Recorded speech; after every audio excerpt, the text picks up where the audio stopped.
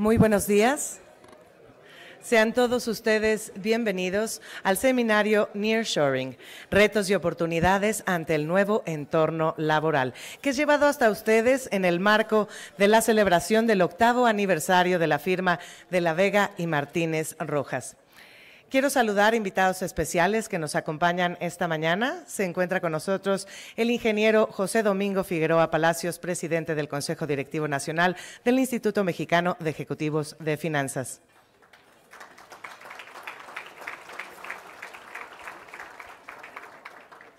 También se encuentra con nosotros el licenciado José Luis Barragán, presidente de la Comisión Laboral y Recursos Humanos de la Asociación Nacional de la Industria Química.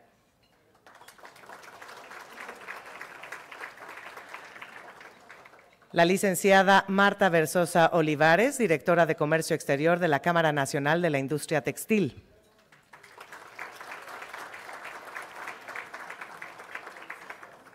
Igualmente, el maestro Raúl Telles Villagrá, presidente de la Cámara Mexicana de la Industria del Transporte Marítimo.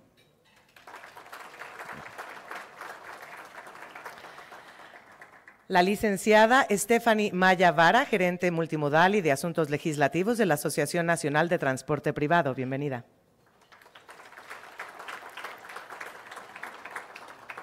El maestro Armando Cortés Galicia, director general de la Industria Nacional de Autopartes.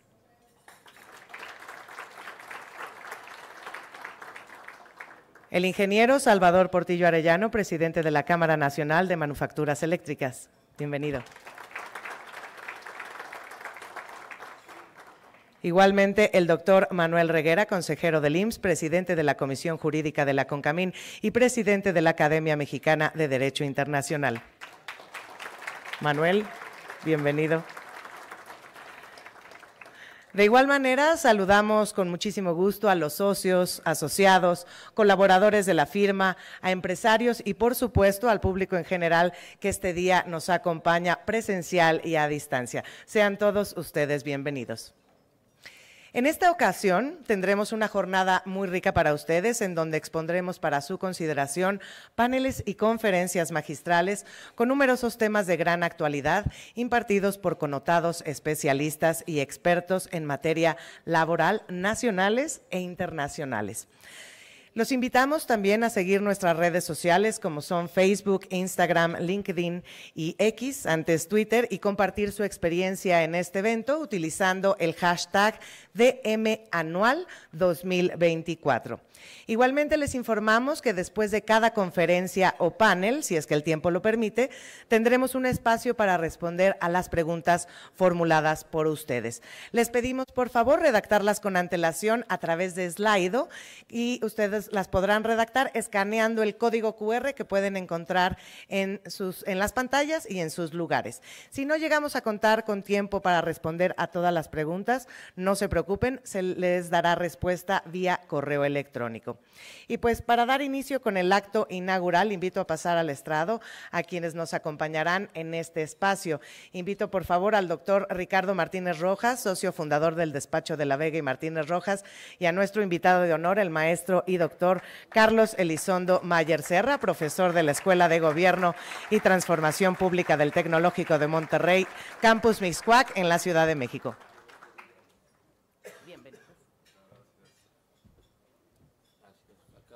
Micrófono. Don Carlos, ¿quieres la derecha o la izquierda? La izquierda para insertar. Y pues bueno, dando inicio, cedo la palabra al doctor Ricardo Martínez Rojas. Muy buenos días a todos. Como siempre es un honor tenerlos en su firma de Derecho Laboral preferida de México. Y ya pues hemos dado una pequeña bienvenida y desde luego esperamos en nombre de todos quienes colaboramos en esta firma, que hay afortunadamente varios presentes, que disfruten este trabajo que siempre lo hacemos con muchísimo cariño. Y bueno, abrimos nuestra sesión a la que pues le hemos denominado Nearshoring, porque consideramos que es el tópico más importante del país. Afortunadamente, muchísimos de nuestros clientes están invirtiendo, están viendo nuevos horizontes y México, pues, a pesar de tantas crisis que podamos ver de muchas naturalezas, es un país que sale adelante por ustedes, por la gente que trabaja todos los días, por los empresarios que todos los días ponemos nuestro entusiasmo para sacar a este país. Y bueno, pues ya don Carlos Elizondo nos dirá por qué somos la economía 10 u 11 del mundo a pesar de tantas cosas. Para nosotros realmente tener a don Carlos Elizondo es un honor, un privilegio, y nos ha acompañado varias veces, pero ¿quién mejor que un hombre de su calidad, de su experiencia? Que si solo voy a decir 3 cosas, podía estarnos aquí hasta las 6 de la tarde con el magnífico currículum de Carlos, pero él es profesor de la Escuela de Gobierno y Transformación Pública del TEC de Monterrey. Es maestro y doctor en Ciencia Política por la Universidad de Oxford en el Reino Unido. Su último libro se intitula Y mi palabra es la ley, no es de José Alfredo Jiménez, AMLO en Palacio Nacional. Escribe semanalmente en la página editorial del Reforma y conduce el programa Primer Círculo en ADN 40, junto con Federico Reyes Heroles. De veras, para nosotros es un honor que nos vuelva a acompañar Carlos, amigo de la firma, y los dejo en su muy importante plática e inteligencia. Muchas gracias, Carlos. Pues muchas gracias, Ricardo, muchas gracias a los licenciados Rocha y de la Vega por la oportunidad de estar hoy con ustedes y a ustedes por tener el ánimo de levantarse a oír estos temas. Voy a pasar acá para poder sentirme más libre y de lo que vamos a hablar hoy es de una tensión, si pueden poner mi presentación, una tensión muy interesante en la que está hoy el país y por eso vivimos como en una cierta esquizofrenia. El mundo se está transformando de una forma tal que no podría ser más favorable a México. Este cambio pasa por 2 grandes avenidas. El primero es el cambio tecnológico. Hay un cambio de fondo, un cambio en la matriz energética, la inteligencia artificial, nuevas formas de procesar las manufacturas, una economía de servicios, etcétera. Y la economía líder de esto es Estados Unidos, y Estados Unidos es el segundo cambio.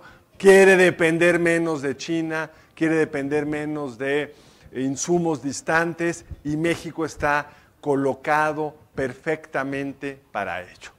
No solo por los 3.200 kilómetros de frontera, sino sobre todo porque después de 30 años de Telecán, ustedes son un reflejo de ello, hemos aprendido a vivir en ese mundo de la integración, sabemos quiénes son las contrapartes, dónde están las oportunidades, cómo resolver los problemas, y por eso hay despachos como estos especializados en ello. Pero por el otro lado, y esa es la tensión esquizofrénica, tenemos un gobierno cuyo objetivo central es la separación entre el poder político y económico. De eso se trata la cuarta transformación, en la definición de ellos, y que ven cualquier tipo de apoyo, relación sospechosa, que quieren deshacer muchos de las formas de articulación entre el sector privado y pública que venía del pasado, y que quieren concentrar el poder y están en medio de una campaña electoral donde han prometido que si ganan la mayoría constitucional, y lo dijo la candidata oficial, van a cambiar la Constitución para modificar la forma en la que hoy se integra el Poder Judicial, se integra el Instituto Nacional Electoral y una serie de reformas constitucionales, como por ejemplo hacer del fraude fiscal un delito punible con prisión preventiva oficiosa. Entonces, en esa esquizofrenia estamos. Y lo que voy a tratar de ver con ustedes es eso, lo estructural, lo coyuntural. Estructural es también la demografía, porque estos son 2 países relativamente poblados, nada que ver con China e India, pero países poblados, cuyas curvas demográficas, pirámides demográficas son complementarias. Esta es la de México. Las pirámides están construidas por rangos de edad, normalmente son pirámides porque hay más niños, que jóvenes, más jóvenes que adultos, etcétera. Lo que observan ustedes acá es que muy recientemente la pirámide mexicana se empieza a volver rombo. Ya entre los que tienen entre 0 y 4 años es una demografía menor que el quinquenio anterior. Pero todavía está muy ancho zona de 10 para 20 y tantos. Son los que van a ir entrando al mercado de trabajo. Y la demografía de los Estados Unidos es mucho más plana, se fue suavizando desde hace muchos años, no será nunca un rombo tan grande, pero pueden ver que en la zona de quienes van a estar en el mercado de trabajo, cuando entren a sus 20, es más estrecha que en el pasado, y eso ha llevado a esto que me parece muy revelador. Cuando uno ve la población en edad de trabajar de ambos países, la de México en este periodo ha crecido 14%, la de Estados Unidos 3%. Y es aún más complicado si hablan ustedes con muchos de sus clientes. Una de las razones por las cuales servicios, empresas con manufactureras se vienen a México no es solo por el salario, que por supuesto importa y es una variable que hay que manejar, es que porque en algunos de estos procesos no encuentras gente joven en Estados Unidos que quiera hacer este tipo de trabajos. Eso es como lo más fundamental. Luego está lo geopolítico, que ya lo introduje muy rápidamente. Lo geopolítico tiene que ver con un cambio de visión. Cuando entró China a la Organización Mundial de Comercio en el año 2000, estaba implícito un principio que es, si China comercia, se va integrando en la economía mundial, irá jugando cada vez más con las reglas de las democracias occidentales e incluso irá virando hacia un régimen político más abierto, más democrático. No sucedió eso. China ha mantenido un control del Estado en partes críticas, una visión estratégica donde quiere ser superior a los Estados Unidos y está lejos de haberse democratizado, y en el camino se ha ido quedando con tecnologías o manejando tecnologías, en algunos casos mejor que los Estados Unidos, y los Estados Unidos ha decidido que ciertas industrias estratégicas tienen que estar en América del Norte. Uno de los grandes sorpresas positivas de esta Anti-Inflationary Act de Biden, cuyo objetivo es estimular, por ejemplo, la industria de autos eléctricos, es que no habla de autos eléctricos hechos en Estados Unidos, sino hechos en América del Norte. Y eso es el gran cambio en el que estamos y que podría ser aprovechados por nosotros mucho mejor. Esta gráfica a lo mejor la han visto, salió en New York Times hace un par de semanas, que es cómo han evolucionado las exportaciones de México y la de China a Estados Unidos. Claro, cuando en el 2000 entran a la Organización Mundial de Comercio, nos empiezan a desplazar de una forma extraordinaria, se aplana desde que llega Trump al poder, se aplana su crecimiento y el nuestro se aplana al principio, pero ha empezado a despegar nuevamente. Y esta integración se da en muchísimos sectores. La frontera México-Estados Unidos tiene uno de los intercambios más complicados e intensos. Es también una fuente de problemas, ahí está uno de nuestros riesgos, fentanilo, migrantes, puede generar un riesgo importante con un posible gobierno de Trump, pero sigue siendo una de las grandes oportunidades de México. Y hay acá una historia muy interesante. Algunos, Oscar, recordarás que cuando estábamos discutiendo el Tratado de Libre Comercio, la izquierda decía, vamos a tener un déficit comercial con los Estados Unidos porque México no va a ser capaz de competir con los Estados Unidos.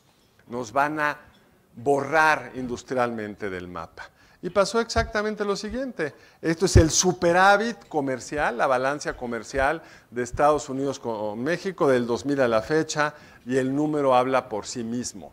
Ese es el motor de este proceso de reindustrialización en el que estamos. Pero vean la otra cara de la moneda. Es el déficit creciente con los chinos. En algún sentido es inevitable. Si Estados Unidos va a importar menos productos chinos y México los va a empezar a construir una parte de ellos, los insumos van a venir de China porque no existen en otro lugar. Pero políticamente tiene que haber una narrativa de que esto es temporal, tiene que haber una comprensión de cuál es la naturaleza de este fenómeno y no debe de ser abusado, porque si empieza el famoso trade diversion, es decir, yo traigo un coche chino, digo que se armó en México, me lo llevo a Estados Unidos al amparo del TEMEC, pues eso puede generar problemas y tensiones geopolíticas muy importantes, porque el pleito entre China y Estados Unidos, la competencia, la percepción de una parte de la élite política y económica de Estados Unidos que China está abusando de las reglas, va a generar cada vez más tensión en este sentido. México, cuando firmamos el Telecán, no sé si recuerden también, uno de nuestros grandes miedos es, se van a quedar con nuestro petróleo.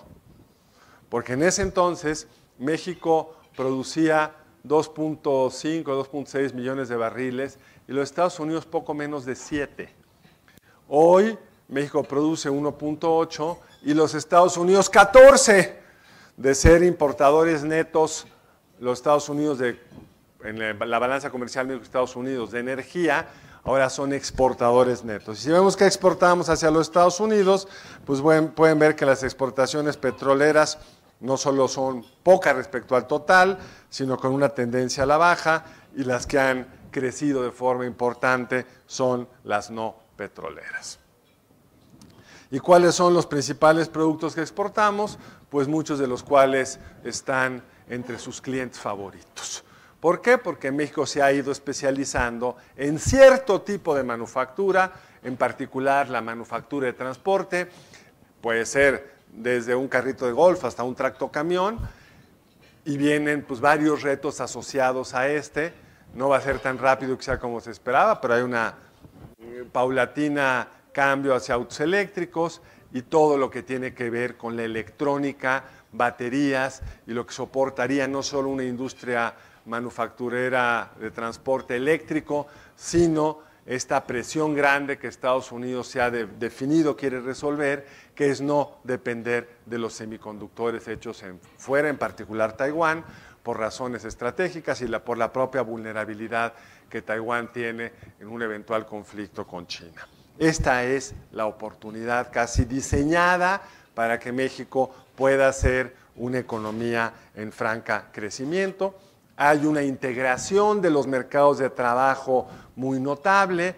En el caso de México, la forma más fácil de medirlo es por remesas. Las remesas es pues, los servicios, las ganancias de los trabajadores mexicanos en Estados Unidos que se mandan a México. No solo es cuánto ganan, sino es un balance de que si en el núcleo familiar lo gasto mejor acá o allá.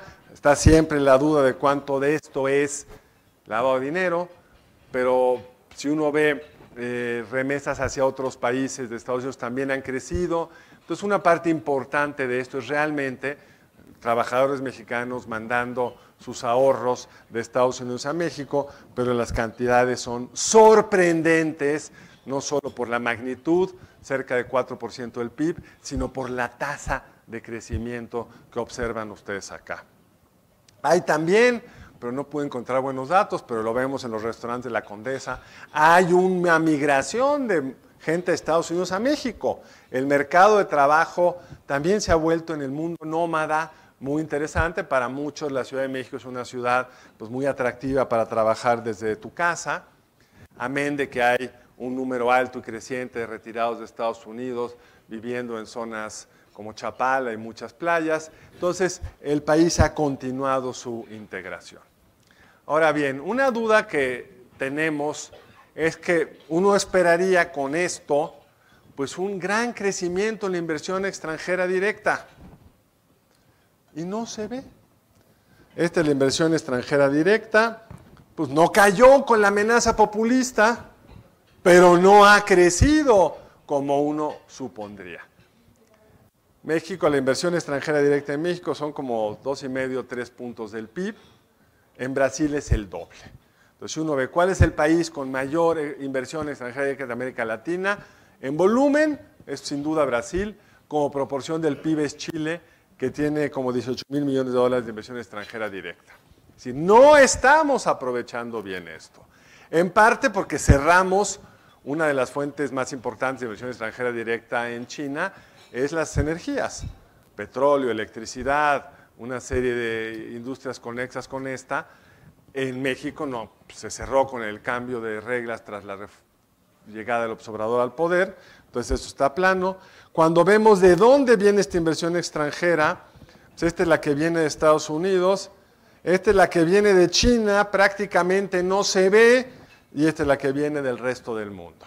Yo creo que aquí hay fenómenos que apenas arrancan. A ti, Oscar, te dice que se va a abrir una planta, pero de aquí a que se empieza a materializar, que esto lo que mide no es la promesa, esto que mide el flujo real de recursos. Si uno ve los datos de la Secretaría de Economía, ya te hablan de que vienen 100,000 o 120,000 millones de dólares de inversión que se tienen que concretar y se van a concretar o no en función de qué suceda en lo político. Muchos proyectos están esperando a ver no solo quién gana, no solo con cuánto gana o por qué diferencia gana, sino en la práctica cuáles empiezan a ser sus propuestas.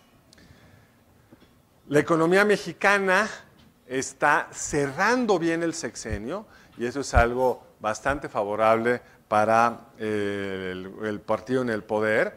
Si uno ve las expectativas de crecimiento, hace un año cuando nos vimos, el grueso de las empresas estaban haciendo sus presupuestos para el año 23 y si usaron los datos de los especialistas en pronosticar la economía, hubieran dicho que la economía iba a crecer 1%.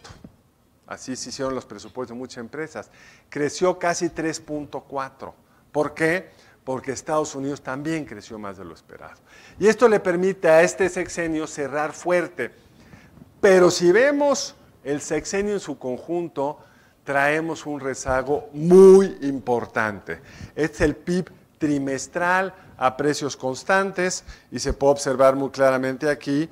Llega Trump, llega AMLO, se aplana, viene la pandemia, sí se empieza a recuperar con una pendiente mayor de la esperada, pero Estados Unidos ya está en la línea punteada que ven allá arriba, o sea, ya recuperó la trayectoria económica previa a la pandemia.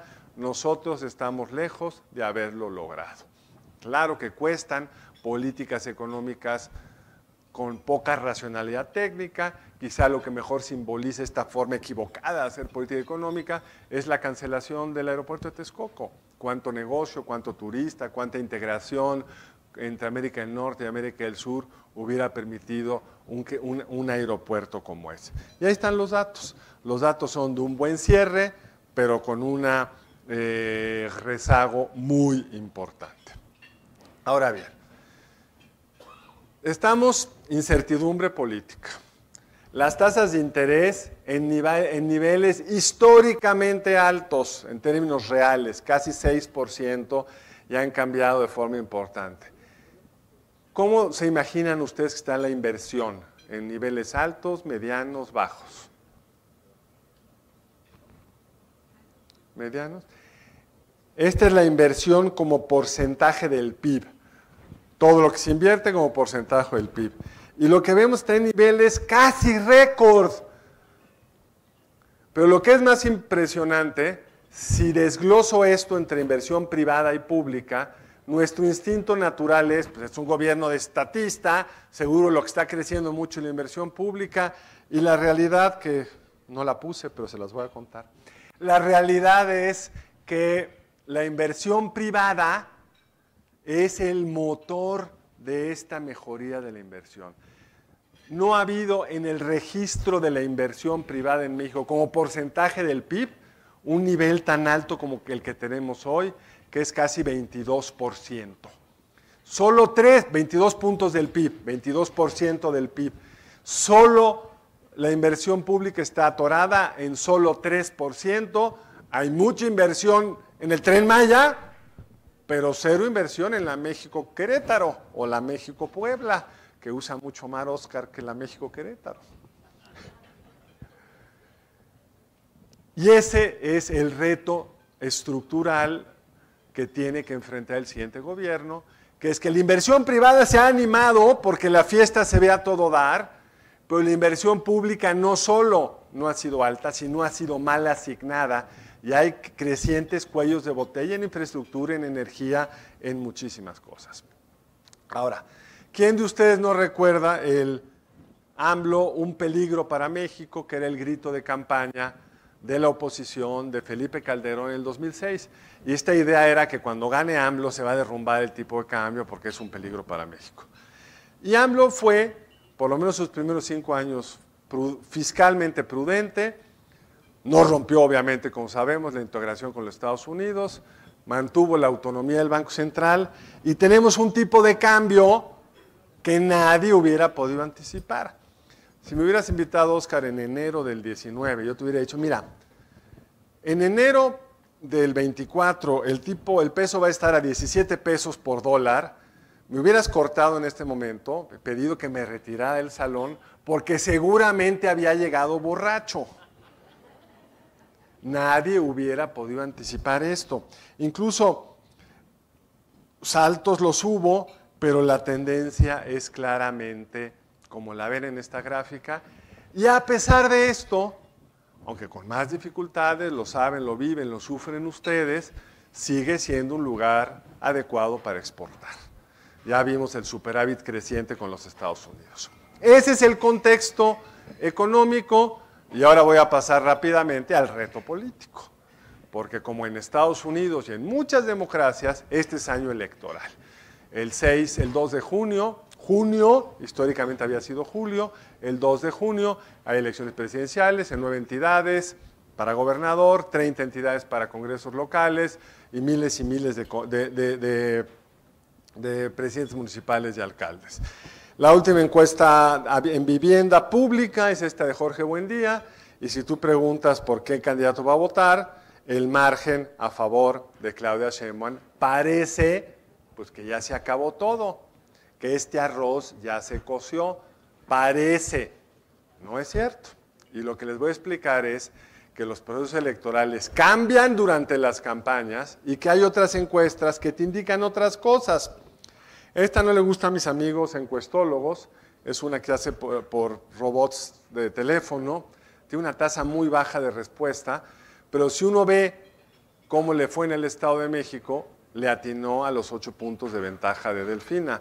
Si uno ve Durango, que pocos le atinaron, le atinó. Entonces, ¿qué dice Massive Caller? Pues Massive Caller trae una diferencia mucho menor y una cierta tendencia a que no suba el tercero Álvaro Esmaínez y todavía quedan 20% indecisos que en una campaña exitosa podrían cambiar de un lado a otro. AMLO es un presidente popular, esta es la del Financiero, no históricamente popular, fueron populares Calderón, Fox y Zedillo, y ninguno de ellos logró realmente imponer a su candidato, pero sí es un presidente con características que no hayamos visto en otro presidente, porque lidera un partido que es suyo, porque Morena es por mucho la mejor marca en la política mexicana. Si uno pregunta cuáles son los atributos del PRI, son unos negativos gigantescos, del PAN bastante malos, del PRD ya ni saben quién es, y los de Morena son atributos bastante positivos. Y es además un gran jefe de campaña. Ha hecho 3 elecciones presidenciales, conoce el país, conoce los procesos, y entonces no es un adversario para nada fácil. Curiosamente, cuando tú le preguntas a la gente, ¿y cómo siente usted que es su política económica? Pues solo lo aprueban el 29%. ¿Cómo siente que está su lucha contra la corrupción? Mejoría, 40%. ¿Cómo siente usted la seguridad? Una ligera mejoría de enero a febrero, pero está claramente reprobado. Entonces, no es que la gente no se dé cuenta dónde están los problemas, o no se dé cuenta dónde están muchos de los problemas. Es que AMLO tiene una capacidad de comunicación, tiene una presencia mediática permanente, ha ido acorralando a muchos medios de comunicación, el debate público en México está muy limitado y el resultado es esto que ven acá. Y es un presidente que sigue yendo a giras, saludando gente, repartiendo dinero. Esto sí ha mejorado de forma importante. El gasto en protección social como porcentaje del PIB ha mejorado en casi 3 puntos, 2 puntos del arranque de esta administración ahora. Y si le preguntas a la gente, usted o alguien de su familia es beneficiario del programa para adultos mayores, el 51% dice en mi familia hay alguien. Que de ahí se vaya a votar o no, no se sabe, pero ayuda mucho y ese es uno de los retos que tiene la oposición. Ahora bien, voy a pasar en esta última etapa a hablar de quién es Claudia Sheinbaum y un poco de los pronósticos electorales. ¿Por qué creen que me gusta esta foto? ¿O qué les gusta a ustedes de esta foto? ¿Qué les gusta a ustedes? ¿Qué? Alguien dijo nada. Pero desde el punto de vista antropológico, arqueológico, psicológico, ¿qué les gusta de esta frase, de esta foto? A mí me gusta la mirada de AMLO y la juventud de Claudia, y de los dos. Claudia ha tenido un jefe en su vida, que es Andrés Manuel López Obrador. Es con la única persona fuera de su tránsito por la academia, el único jefe que ha tenido. Y esa es la pregunta primera. ¿Por qué la escogió? Quizá porque la conoce muy bien y miren con qué severidad la veía de chiquita. Y dos, ¿qué tanto espacio tendrá para liberarse del presidente? Ese siempre es un reto de todo presidente. En la época clásica del PRI lo fue. Pero antes de responder eso, voy a responder quién es Claudia Sheinbaum. Hay, como el presidente ha dicho, ella tiene un doctorado y yo apenas pude acabar la licenciatura. Eso lo ha dicho AMLO, no lo estoy diciendo yo. Y si se fijan, toda su campaña está articulado a, como su Twitter dice, doctora Claudia Sheinbaum. Si ven un artículo que habla de la doctora Claudia Sheinbaum, ya tienen claro de qué lado está. Un amigo mío una vez publicó una así, doctora Claudia Sheinbaum, le digo, oye, yo nunca te vi decir doctor Ernesto Zedillo. Empezó a toser y ya no dice doctora Claudia Sheinbaum. Esa es la estrategia. Es la doctora contra Xóchitl. La de la experiencia contra la simpática. Una amiga mía el otro día en el programa de Leo Zuckerman dijo, a mí me encantaría invitar a Xóchitl a una fiesta, pero si hubiera que encargarle algo a alguien, yo se lo encargaría a Claudia. Y alguien puso ahí en el tweet, sí, a lo mejor se le cae el metro. Pero ese no es el punto de fondo. El punto de fondo es, yo sí se lo encargaría, pero le daríamos la autonomía para decidir. Y esa es la pregunta. La pregunta es si tiene los atributos personales para ser la jefa. Sabemos que es buena como la segunda. Sí fue buena. Creo que es una mujer competente. Tenemos la enorme fortuna de tener dos candidatas que yo creo que las dos son competentes, las dos son honestas, las dos son trabajadoras, las dos tienen buenos atributos, digamos, de disciplina de trabajo, de educativos, etcétera. La pregunta es, ¿qué se necesita para ser líder? Y no es lo mismo que ser segunda. Vamos a ver si gana. ¿Quién es Xóchitl Gálvez? Xóchitl Gálvez debería ser la candidata de Morena. ¿Por qué?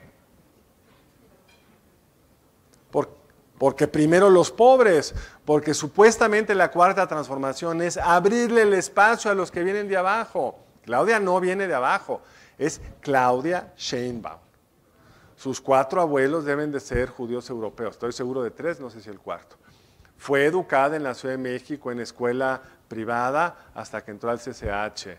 Fue a la UNAM, a la Facultad de Ciencias, y pues tenía tiempo para parar la UNAM, se dedicó al movimiento universitario. Xóchitl, ¿quién es? Pues una chava que sí viene de un municipio indígena pobre del norte de Hidalgo, cuyo padre sí es indígena, que sí habla una lengua indígena. Si vendió gelatinas o no, no tengo prueba, pero algo vendió para poder llegar hasta donde llegó. Sí llegó a la Ciudad de México sin un peso, sí logró entrar a la Facultad de Ingeniería con una beca, y sí salió ella de egresada de ingeniera y puso una empresa, y su hermana se casó con el chofer de una combi. Todo eso es sin duda. Y conecta muy bien con la gente, tiene un reto enorme. Yo me la imagino a veces como un startup fund, de estos que está yendo a todo dar, pero llegan 3 tiburones a financiarla, porque requiere ese financiamiento, y los tiburones son el PRI, PAN y el PRD. Échate esos 3 alacranes, los necesitas. Sin ellos no puedes jugar, ¿eh? Esto no es Francia, donde haces un partido 6 meses antes de la elección, Macron, y ganas con tu nuevo partidito. Las barreras de entrada en el mercado político en México son tan grandes que eso no se puede. Y está, creo, aprendiendo a administrar a esos 3. pero es un reto complicado.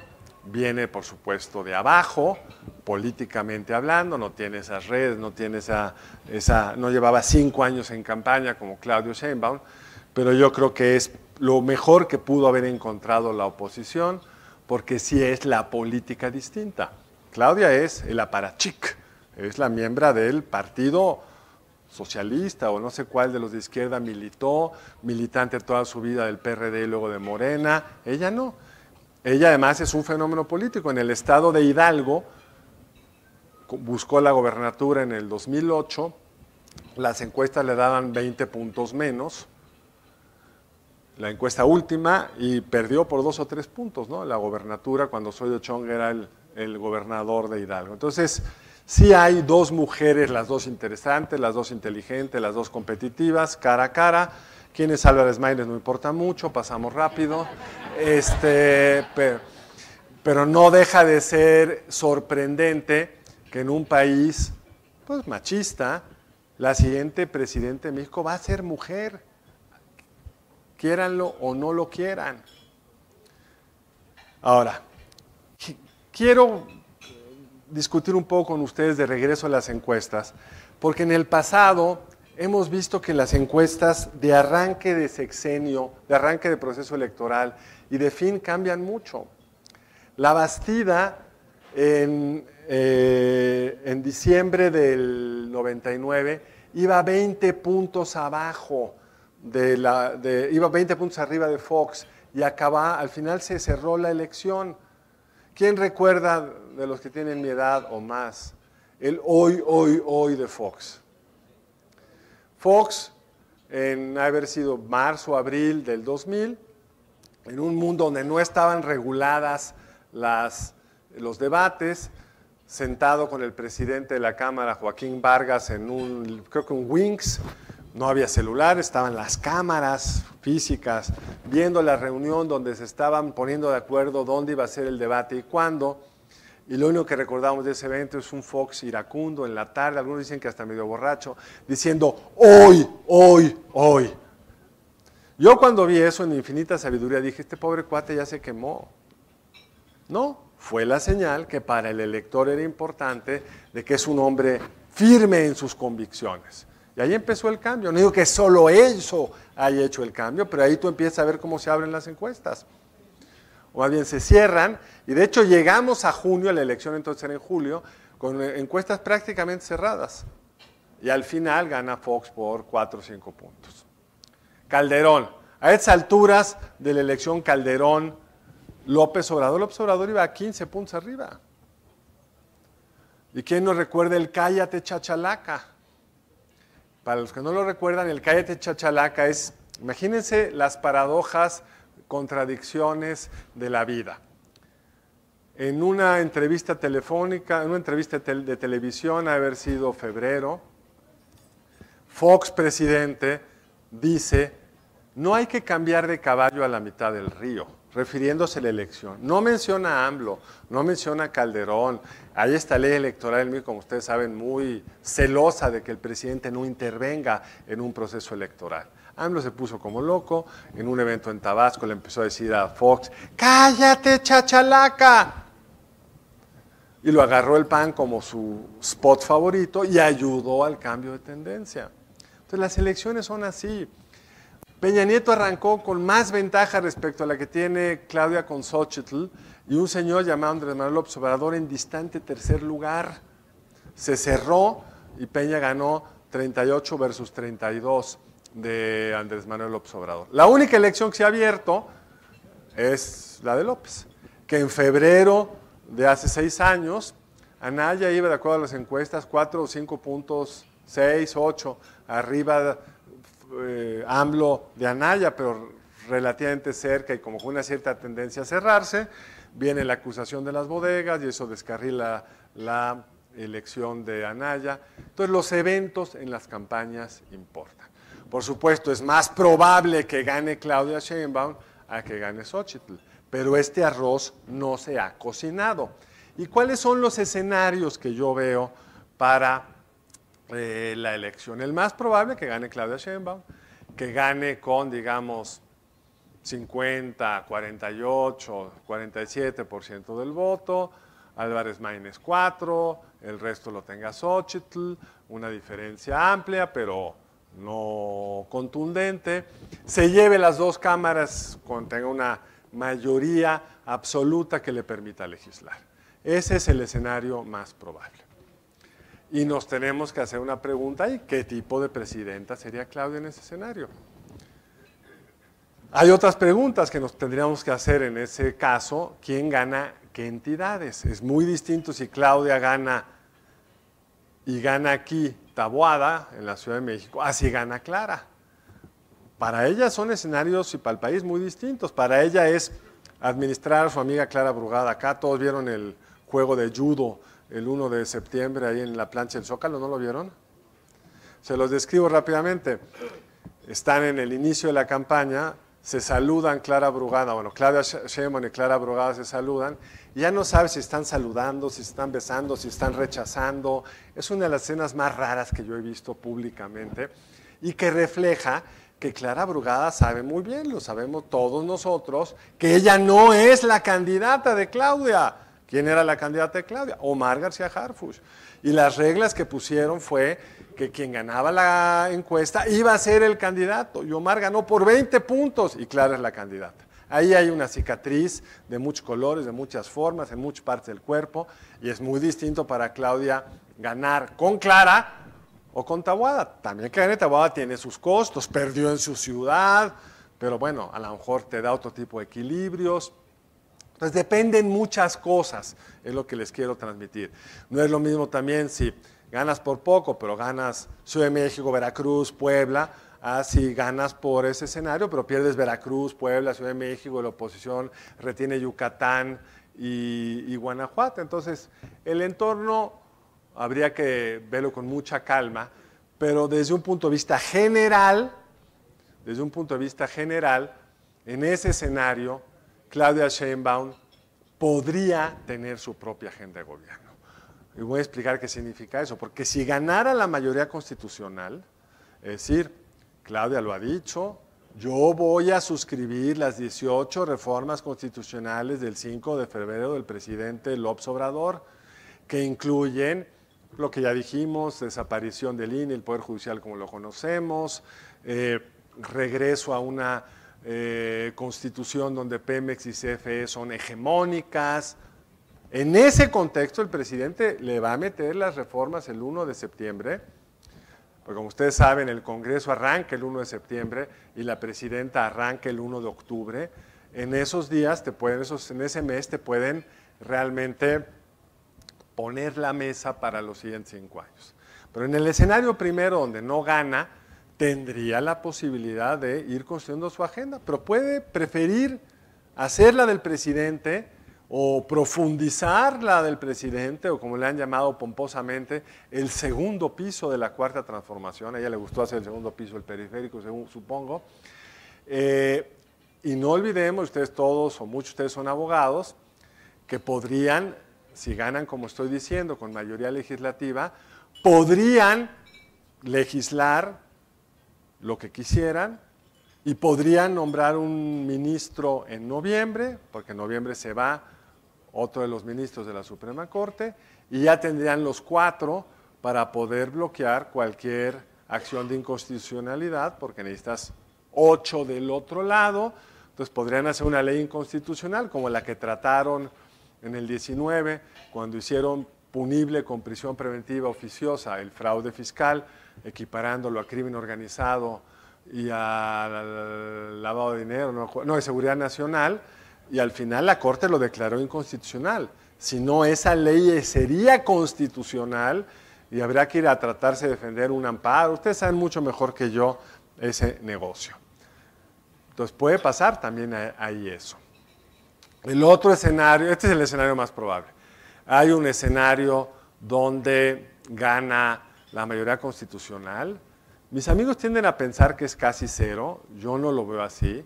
Yo creo que así como se puede cerrar la elección, te puedes imaginar una serie de eventos.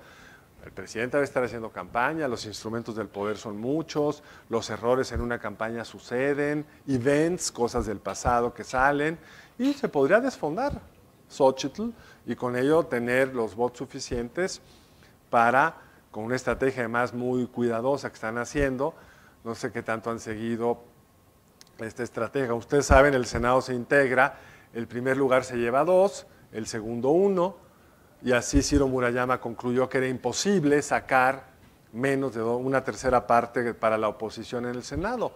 ¿Qué está haciendo Morena? Pues está poniendo 2 candidatos, uno de Morena y PT en 11 entidades y otro del Verde, y yo no sé si vayan a volar como segundo lugar, pero si volaran, pues se te puede cambiar de forma importante ese panorama.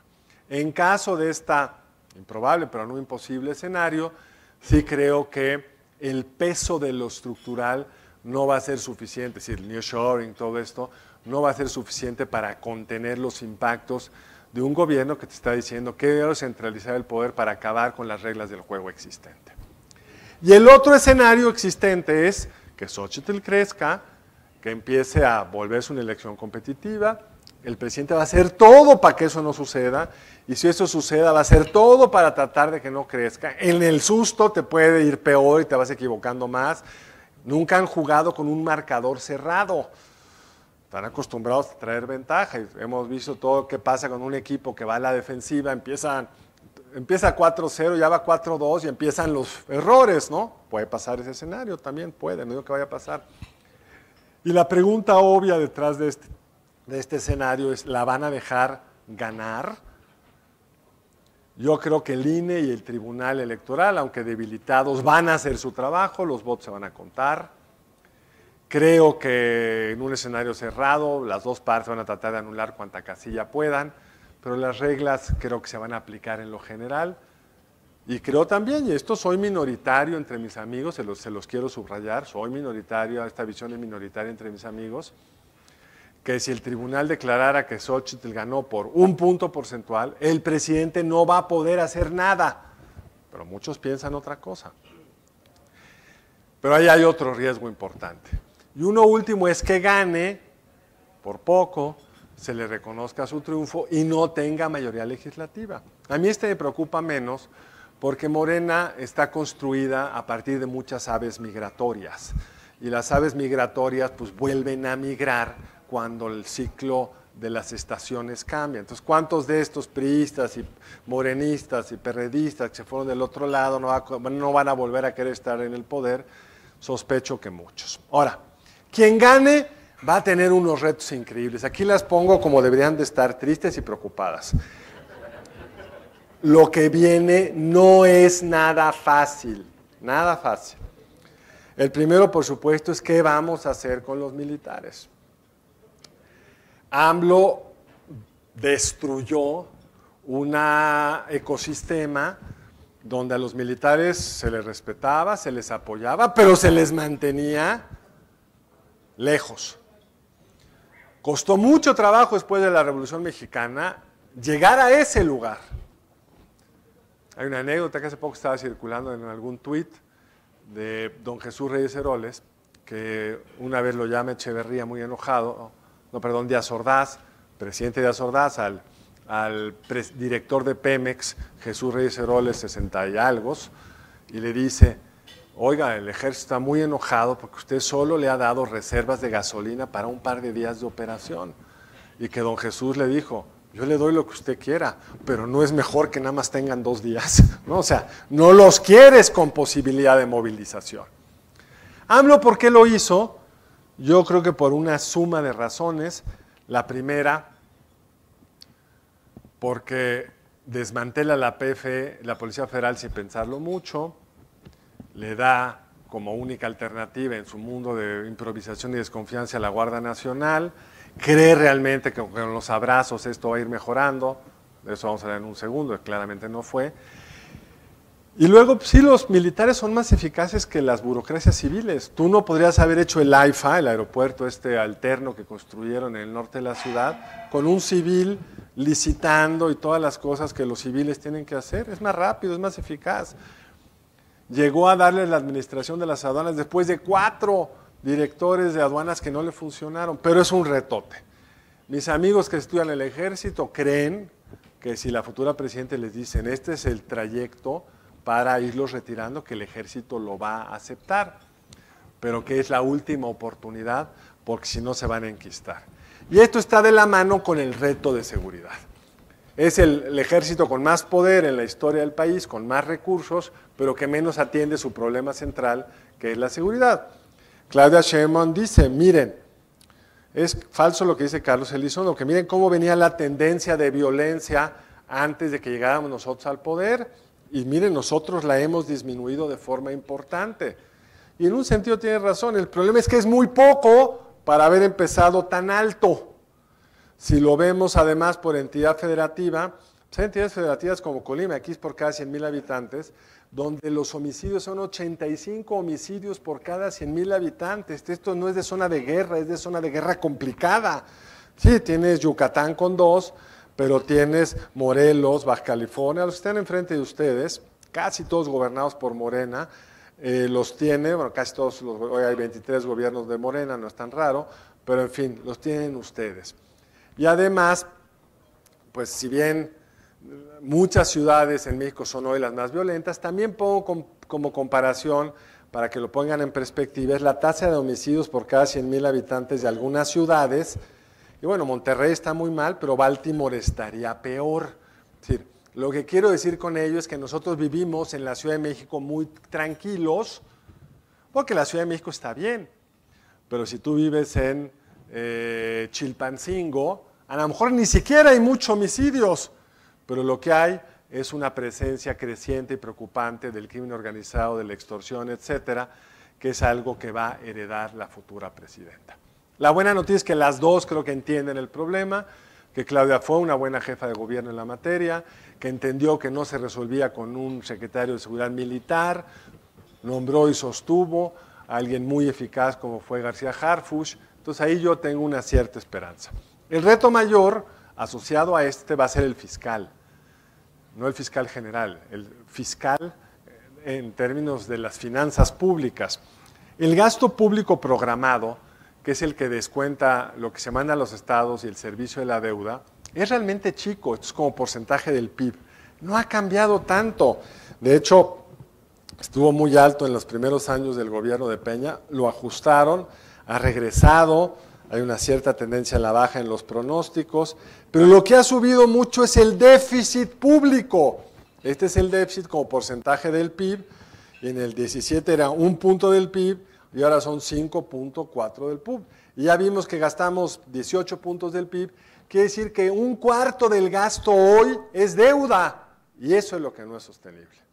Y si se fijan, estos son los criterios generales de política económica. El gobierno le dice, Hacienda le dice al siguiente gobierno, y por cierto, tienes que hacer un ajuste brutal para el 25 y el 26. Y ese es el reto que van a tener. Porque además tienes un hoyo negro en Pemex, tienes muchas cosas que no se hicieron, y tienes una promesa de campaña, una oferta de yo te voy a dar más pensiones, te voy a dar más cosas. Es un reto muy grande. Los ingresos petroleros ya se acabaron. Estos son los ingresos petroleros como porcentaje del PIB que se queda Pemex. Lo pueden ver, es bastante estable.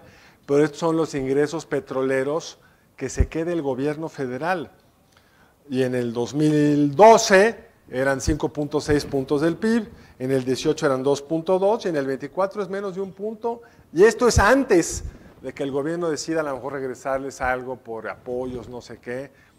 Si antes estaba este cuento de que pobre Pemex es explotado por Hacienda, exprimido por Hacienda, yo creo que el cuento correcto ahora es el inverso. Y ese es otro reto, porque además si decides resolver el problema de energía con Pemex y CFE, pues no te van a dar los números. Y está el reto de reconstruir las capacidades burocráticas del país. ¿Quién recuerda esto? ¿Cuándo sucedió esto? Que imagínense cuando el presidente en Otis decide, me voy a ir a Acapulco por tierra. Una burocracia eficaz le dice, presidente, no se puede. Yo creo que ni le dicen. A mí me encantaría ver la toma de decisiones cuando el presidente decidió hacer la megafarmacia. Imagínense que nadie ahí le dijo, mire presidente, está bien bonita la idea, pero no va a funcionar. O Mexicana de Aviación, no es una buena forma de gastar la lana. No sé si vieron el video de esto.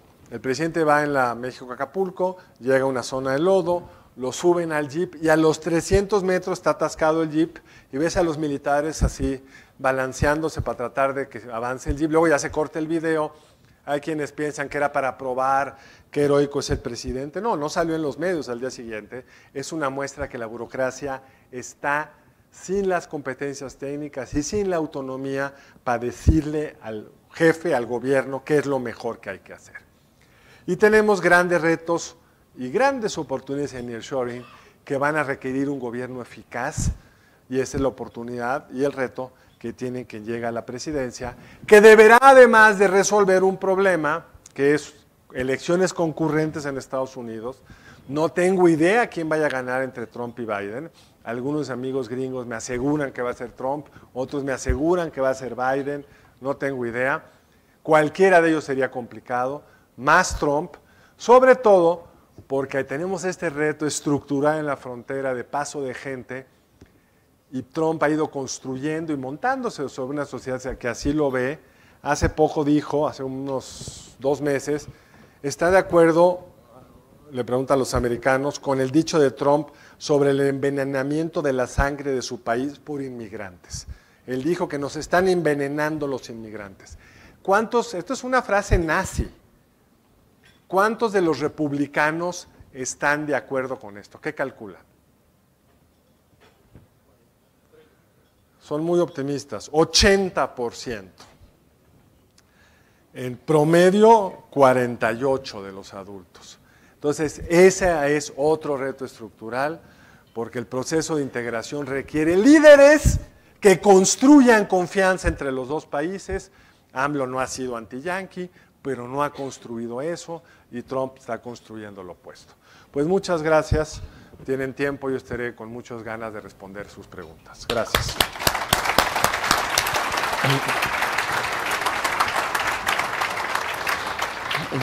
Querido Carlos, excelente presentación. Hay como 10 preguntas. Y la verdad es que nos quedan 2 minutos. Dime cuántas te quieres echar en 2 minutos, querido 10. Carlos. Eso. No, mira, a ver, a mí se me hace que hay que refrasear una. Una la manda nuestro amigo Germán Brito y la otra es anónima y habla de, dice, se habla de un buen gobierno al cierre del sexenio. ¿Cómo se ve el inicio del siguiente sexenio ante el gasto y endeudamiento del gobierno saliente? Yo creo que va junto con la otra que dice, ante la baja inversión en infraestructura y con el crecimiento por nearshoring, ¿en cuánto tiempo se nos va a acabar la electricidad? A lo mejor sería un poquito el tema de la infraestructura. ¿Cómo la ves? Miren, la primera pregunta quizá la elaboraron antes de que terminara la presentación, porque en alguna medida ya abordé el tema. Es decir, claro, sí. Hay un déficit público grande, no es sostenible, y hay una serie de gastos que no se hicieron, que va a obligar a la siguiente presidente, para ser más específica, a hacer recortes o a hacer una reforma fiscal. No hay de otra. Esta trayectoria de endeudamiento no da. Y uno de los temas centrales es qué hacer con la suministro de energía eléctrica. La visión de AMLO es que CFE tiene que tener ese 56% de producción de CFE, de electricidad por la propia CFE. Claudia ha dicho que ella lo ve igual. Si pueden cambiar la Constitución en la materia, creo que lo van a hacer. Entonces vamos a acabar en un cuello de botella gigantesco, porque CFE no va a poder, y luego si quisieras cambiarlo sería dificilísimo, porque habrás modificado la Constitución. En ese escenario no solo no van a poder, sino se va a hacer muy difícil hacia adelante. En el escenario que no cambie la Constitución, que empiecen a flexibilizar un poco la fórmula, se puede, no tienes que cambiar la Constitución, pues la Constitución vigente es la de la reforma de Peña. Yo creo que ahí alguien que se sumara a ver dónde están los déficits y superávits de electricidad en los distintos nodos, debería de concluir que basta abrir un poco en tal y cual sector la energía eléctrica para resolverlo en el mediano plazo. Siempre tienes el reto de corto plazo en energía eléctrica, sobre todo dado que una parte de tu mezcla limpia de hidroeléctrica pues va a estar muy comprometida por la falta de agua, incluso en algunas de las presas del sur. Entonces, yo sí creo que hay un reto de corto plazo. lo estamos viendo, la principal restricción para hacer nuevas plantas es electricidad y agua, pero se puede resolver con las políticas correctas, o te vas a meter en un hoyo sin salida si optas por la política de darle a CFE la hegemonía al respecto. Pues desafortunadamente el tiempo es inexorable y así lo vive AMLO también, cuenta los días de conta. Entonces, hermosa mañanera nos ha dado Carlos. Yo les pediría a él sí un aplauso y agradecerle en orden de nuestro tiempo y agradecerte nuevamente, Al Carlos. contrario, gracias a ustedes por su tiempo. Se quedaron 9 preguntas que Me si las te mandas. te las mandamos, ¿no? No dije que las fuera a hacemos contestar, entrega. pero me las van a mandar. No, y a ver, Le hacemos entrega de un reconocimiento por gracias. su Pequeño. participación. Muchas gracias. Y les pedimos, Muchas por favor, gracias. nos regalen una fotografía al A centro ver. del escenario, si son tan Porfa. amables. Carlos, querido, una foto. Nos regalan una foto, por favor. No te vayas. Me iba para... A ver, partners, vente porque ya sabes que Carlos es tu invitado especial. Vente. Foto. Pues muchas gracias a todos por la invitación. Un fuerte aplauso para despedir a nuestro orador de lujo y, por supuesto, también al doctor Ricardo Martínez Rojas.